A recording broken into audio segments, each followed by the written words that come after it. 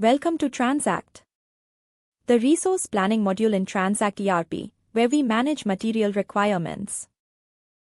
To begin, navigate all modules and select Resource Planning. In this module, here's how you use Basic Material Planning.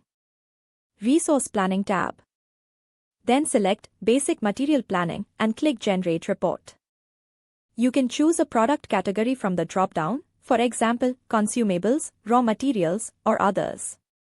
You may also set preferences, show only items to order, ignore blocked quantities, include traded items, consider minimum stock levels.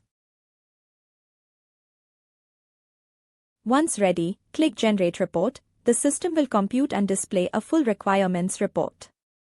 The report gives you a comprehensive overview for each item ID and name, product category and unit of measure, in-stock quantity and minimum stock level, and more. You may also choose download if you want to save the report for reference or share. Next, let's see how to generate and use the Order Confirmation Report for effective material planning. Under the Order Confirmation tab, click on Generate Report to begin. In the Order Confirmation page, you'll see several filters. Creation Date Interval, choose the date range for confirmed orders, for example, last 30 days. Delivery Date Interval, choose the delivery date range, or leave as All to include all. Order Confirmation drop-down, select one or more existing order confirmations relevant to your report. Stores, select one or multiple stores warehouse to check stock or material availability. Optionally, you can adjust preferences depending on your needs.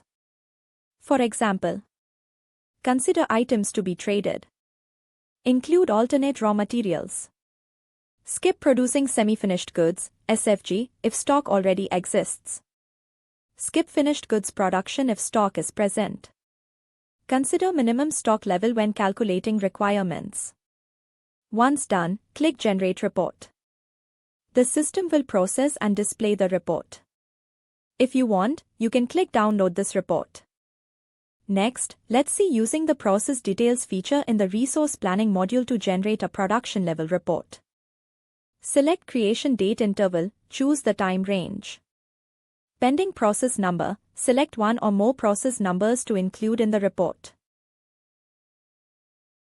Pick the finished goods store where you expect output. Select the stock store to check availability or stock status.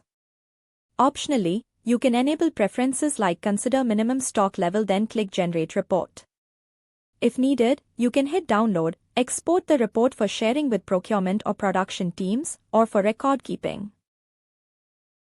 Next is a Finished Goods Details. First, go to the Finished Goods Details and click on Generate Report. The Details page appears, prompting for details. Enter or select the item ID and item name will appear according to item ID. Choose the correct BOM number. This defines which bill of materials will be used for that product, mandatory. Enter the quantity you want to plan, that is, how many finished units you intend to produce. Select the store from the drop-down where the finished goods will be stored or produced for. Optionally, you can enable extra preferences according to your planning needs. Once all fields and preferences are set, click Generate Report. The system will compute and show you what materials, components, and quantities are required to fulfill the production of the desired finished goods. If needed, you can click Download, export the report.